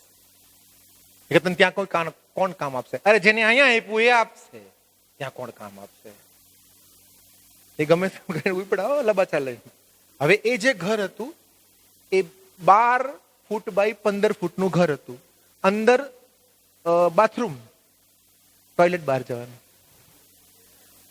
અને મમ્મી, પપ્પા અને અમે 3 ભાઈ. કેટલા? 3. અને બધા જ હાઈપર, ફૂલ ફ્લેઝેડ, કોઈના કંટ્રોલ. મમ્મીને રસોઈ કરવાની હોય તો નાનપણમાં મને થાંભલે બાંધી દેતા. આ હું 45 વર્ષે આટલો ઉત્સાહી કેમ છું? ત્યારે હું એટલો હતો.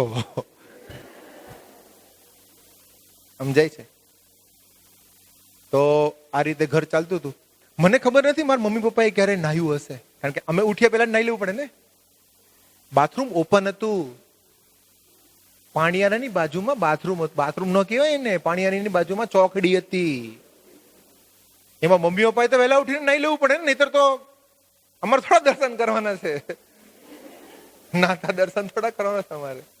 તમે ઉઠ્યા પહેલા નાહી લેવાનું. કેટલી ખતરનાક વસ્તુ છે. પછી ભાડામાંથી ભાડું ન ગમે કોઈ રીતે, ભાડું ભરવાની મજા નહીં આવે. એને ગમે તેમ કરીને 20-25 હજાર રૂપિયા એ જમાનામાં ભેગા કર્યા. અને કોઈક જગ્યાએ પ્લોટ લીધો, મારા કાકાઓને બધાને કરીને એક ઘર લીધું. એટલે ઘરમાં હવે પાછી પરિસ્થિતિ તો એ હતી, ઘરનું ઘર હતું, ભાડું નહોતું ભરવાનું, પણ જગ્યા તો એટલી જ હતી. એટલે અમારું, કાકાનું, મોટા બાપાનું એને, એટલે એવી રીતે ચોકડી પડી ગઈ હતી. મમ્મીએ એની પછીનો માલ લીધો. બાજુનું 3 માળનું મકાન કર્યું, આગળનું 3 માળનું મકાન કર્યું. મમ્મી કરોડપતિ બની ગઈ. 2 ચોપડી કરોડપતિ. એટલે એને શું કર્યું? જે પૈસા આવ્યા એને વાપરી નો નાખ્યા, ઉડાડી નો નાખ્યા, કપડા પહેરવામાં ફરવામાં વાપરી નો નાખ્યા, એને ઇન્વેસ્ટ કર્યા. તો જે જગ્યાએ એને પ્લોટ લીધા હતા 15-15 લાખના, એ અત્યારે વધી ગયા છે. સમજો તમે? મને ઘણી વાર વિચાર આવે છે કે જે રીતે મારા મમ્મીએ બિઝનેસ કર્યો ને, મને નથી આવડતો. કઈ ભણ્યા કર્યા વગર આટલું બધું કરી શકે? એને એક જ વસ્તુ હતી ને, કે મારે સામાન્ય નથી રહેવું અને મારે મારા બાળકને સામાન્ય રહેવા દેવા નથી. અમને કીધું હું વેચાઈ જઈશ, તમે ભણજો. તો હું અત્યારે આવી રીતે પ્રોફેશનલ સ્પીકર છું. મારા ભાઈ SBINITમાં પ્રોફેસર છે અને એનાથી નાના ભાઈ સંન્યાસી છે અને મોટા મોટા મંદિર બાંધે છે. 3 દુનિયા ડોલાવે એવા, સમજાય છે? સીધી વસ્તુ છે ને.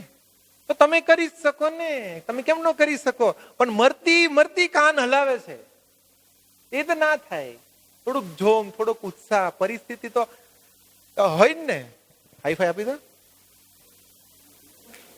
જોરથી. માઇન્ડસેટ ચેન્જ થવું જોઈએ. પહેલા ખોડાની મારા મમ્મીને દીકરી હતી. મારા મમ્મીને પહેલા ખોડાની દીકરી હતી અને એ 6 કે 8 મહિનામાં મૃત્યુ પામી હતી. અને મારો જન્મ થયો 8:30 વાગે. 8 વાગ્યા સુધી એ કામ કરતી હતી. સામે એક બેન હતા, ખતુબેન. એ કે રમીલા હવે તો મૂક, તારે છોકરો જન્મ છે હમણાં. એને તો ખબર પડી જાય ને, દાયણ હોય ને, ગાવ પડી જાય. તે કે હું બધું કરી નાખીશ તો આ બધું કામ કોણ કરશે? સુરતમાં પૈણીને આવી છું, કામ કોણ કરશે? બધું કામ પતી ગયું પછી ઓલા બેનને બોલવા ગયા, પણ મમ્મી કે હાલો કાઢો છોકરોને. આ તમને થોડાક નબળા શબ્દ લાગે છે પણ અમારી મધર ઇન્ડિયા છે. પાવર તો જોવે ને. ઘણા અમને કે તમે તમારા, મારે બાળક તો હમણાં આવ્યું, પેલા નહોતું ને. તમે તો, હું તો આ છેલ્લા 14 વર્ષથી રિસર્ચ કરું છું કે તમારે ક્યાં છોકરો છે. એ કે મારે છોકરો નથી જન્મ કરવાનો, મારી માએ મને જન્મો. એ જો ને તમે કેવા ગર્ભ સંસ્કાર આપ્યા છે, એ જો ને. એ તમારી સામે જ છે. મારે છોકરો પેદા કરવાની જરૂર નથી, આપી શકાય છે. હું ખાલી એટલું કહું છું. અહીંયા ઘણા માતા એવા બેઠા હશે કે જે પોતાના બાળકની ઘણી કપરી પરિસ્થિતિમાં જન્મ આપે છે. મરો આમ હલું હલું ના કરો એમ. એ 42 વર્ષે અમને હરખી રીતે મસ્ત સંસાન જન્મો છે. તો ફિટ રહો અને ખુશ રહો, બરાબર છે? તો આ વસ્તુ છે. તો હવે આપણે છેલ્લી એક એક્ટિવિટી કરીને પૂરું કરશું. ફુગ્ગો તમારી પાસે હશે. ફુગ્ગો ફૂલાવો, ગાંઠ મારો. ફુગ્ગો એટલો જ ફૂલાવજો ફૂટી ન જાય.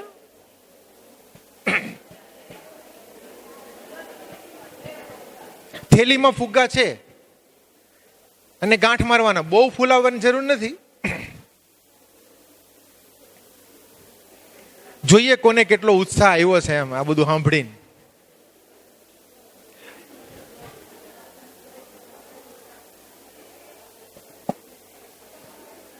હા, તમારે અહીંથી છે ને, સાંભળો હરસુખભાઈ, એક આઈફોન લઈ લો ને અને બધી લાઈટો ચાલુ કરી દો. અહીંયા જેટલી લાઈટો હોય ને બધી ચાલુ કરી દો. બધી લાઈટો બીજી હોય તો ચાલુ કરી દો.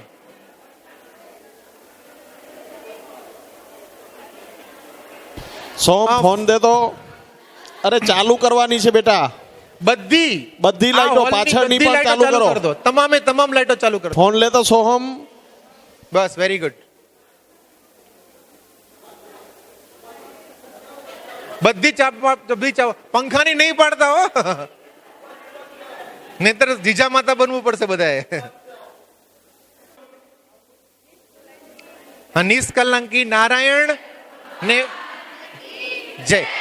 ફુગ્ગા બધા ઊંચા કરો, વ્યવસ્થિત ઊંચા કરો. ઓકે, આપણે ભગવાનને પ્રાર્થના કરીએ કે હે નિષ્કલંકી નારાયણ, મારામાં રહેલા આ બધા દુર્ગુણ હંમેશા માટે દૂર થઈ જાય એવી આપ કૃપા કરો. ફોડી નાખો ફુગ્ગા.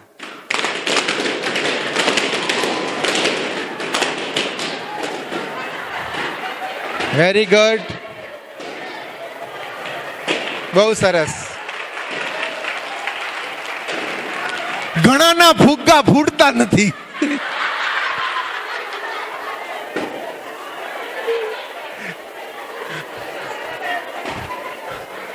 પેનનો ઉપયોગ કરો, એ કોક ફોડી નાખ્યો. ઓકે, હવે અહીંયા આવી જાઓ. ચાલો, તો આ એક વસ્તુ છે કે હું હેપી હેલ્ધી તેજસ્વી સંસ્કારની સંતાનીમાં. તો હાઈફાઈ આપી દો બધાને. ઓકે, વ્યવસ્થિત. ઓકે, હવે આ પ્રમાણે એક્શન સોંગ કરીને આપણે પૂરું કરશું. હવે અહીંયા જે આવે ને એક્શન સોંગ કરજો બધા.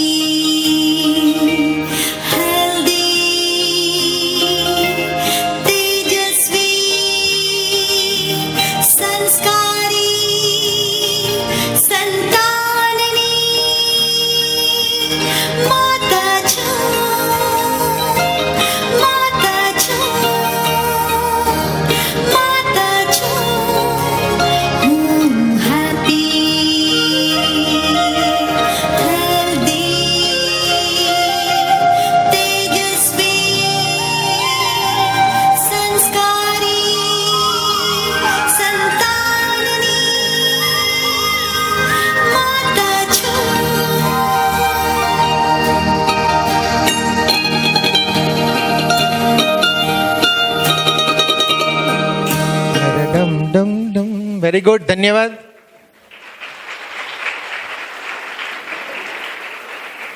હવે કેવું છે, અત્યારે આપણને ઉત્સાહ આવી ગયો, પછી આ ઉત્સાહ હંમેશા માટે રહે એના માટે અમે વ્યવસ્થા કરી છે. તો આ બધી વસ્તુ ડ્રીમ મધરમાં હોય છે ને અમારો પ્રયાસ છે કે એક પણ માતા દુઃખી રહે ત્યાં સુધી અમે જંપીને નથી બેસવાના. તો અમારું મિશન છે ન્યૂ ઇન્ડિયા, નવા ભારતનું નિર્માણ કરવું અને આજીવન આપણે બાળકને ભેટ આપી શકીએ. આ બધા અમારા દ્રશ્યો છે બધા માતાઓના. અને અમે એક મોબાઈલ એપ્લિકેશન બનાવી છે જેનું નામ છે ડ્રીમ ચાઇલ્ડ ગર્ભ સંસ્કાર. એ પ્લે સ્ટોર કે એપ સ્ટોર પર મળશે. તમે બેઝિક સેક્શન 7 દિવસનું લઈ શકો છો, પછી તમને ઠીક લાગે તો આગળ વધજો. પણ બેઝિક સેક્શનની અંદર 500 એક્ટિવિટી ફ્રી આપી છે. તો કોન્સેપ્ટ પકડીને, કારણ કે કન્ટિન્યુ રહેવું પડશે ને, તો અમારા અલગ અલગ પ્રકારના કોર્સિસ છે, એમાંથી તમારે જો કોર્સ જોઈન કરવાનો હોય તો પણ કરી શકો. તો આ પહેલી ગર્ભ સંસ્કારની એપ બનાવી છે 25+ એક્સપર્ટ દ્વારા. 12,000 કલાકનો અમારી મહેનત છે, 4,200 એક્ટિવિટી છે, 1600 ઓડિયો વિડીયો છે, 8,000 કન્ટેન્ટ પેજીસ છે. અને અમને ગૌરવ છે કે ઇઝરાયલમાં, જાપાનમાં, અમેરિકામાં ગર્ભ સંસ્કારનું જેટલું રિસર્ચ થયું છે આપણા વેદ ઉપનિષદમાં બધું આમાં મૂકી દીધું. એટલે ડેઈલી રાત્રે 12 વાગે એક્ટિવિટી બદલાઈ જાય. એટલે આખો દિવસ તમારે 30-40 મિનિટ ટુકડે ટુકડે કાઢીને એક્ટિવિટી કરો તો તમારું બાળક સારામાં સારું આવે. અને દુનિયાની અંદર અત્યારે 10 લાખથી વધારે માતા પિતા અમારી આ ક્રાંતિ સાથે જોડાયેલા છે, પ્રત્યક્ષ કે પરોક્ષપણે. અને જેવી આ ગર્ભ સંસ્કારની એપ્લિકેશન છે એવી અમારે બાળક જન્મે પછીની પણ એપ્લિકેશન છે. અને એના પછીની પણ આ પેરેન્ટિંગ વેદા એપ્લિકેશન છે. અને જન્મે 0 થી 3 નો એક કોર્સ છે, 4 થી 12 નો કોર્સ છે. અમે 3 કોર્સ રેડી કર્યા, એક ગર્ભ સંસ્કાર, 0 થી 3 અને 4 થી 12. આ બધી જ એપ્લિકેશનનો બેઝિક કોર્સ ફ્રી છે, 7 દિવસનો ડેમો ફ્રી. પછી તમારે આગળ કરવું હોય તો તમારે કરી શકો. દુનિયામાં કેવું છે, આવી રીતે સેમિનાર થઈ જાય ને બધાને પાવર આવી જાય, અથવા તો 2 દિવસનો વર્કશોપ આવે પાછો પાવર આવી જાય, પછી પાવર હવાઈ જાય. એટલે પાછો પાવર ચડાવવા માટે રોજ એક્ટિવિટી આપવી પડે. તો દુનિયામાં પ્રથમવાર બાળક ગર્ભમાં હોય ત્યારથી 12 વર્ષ સુધી એના માતા પિતાને એના ઉંમર પ્રમાણે રોજ એક્ટિવિટી મળે છે. દરરોજ ડેઈલી સર્વિસ અમે લોકો એક્ટિવિટી આપીએ છીએ. તો એવી અમારી એપ છે, તમે ડાઉનલોડ કરજો. અને પછી તમારો ફોન તો આવશે, પણ તમારે પેમેન્ટ કરવું ના કરવું તમારા પર છે. હું તમારી પાસે અહીંયા પેમેન્ટ લેવા નથી આવ્યો, પણ અમે શું વ્યવસ્થા કરી છે મેં તમને સમજાવી. તો આપ સૌએ મને બહુ સારી રીતે સાંભળ્યો, એના માટે આપ સૌનો આભાર. અને અહીંયા જે પણ કંઈ હરસુખભાઈ છે, આખી જે મહિલા મંડળની ટીમ છે એનો પણ આભાર માનું છું. અને નિષ્કલંકી નારાયણ દેવ કે જે પણ કોઈ ભગવાન છે એનો આભાર માનું છું કે તમારા બધા ભેગા થઈને આપણે એક ભારતના નિર્માણ માટે, એક નવી પેઢીના, નવી સદીના, નવા ભવિષ્યના નિર્માણ માટે આપણે માતાઓને ટાર્ગેટ કરીને મૂળમાં ઘા મારીએ છીએ. તો આનો અસર બ્રહ્માંડમાં ફેલાશે. તો અહીંયા હું મારું લેક્ચર પૂરું કરું છું. Thank you.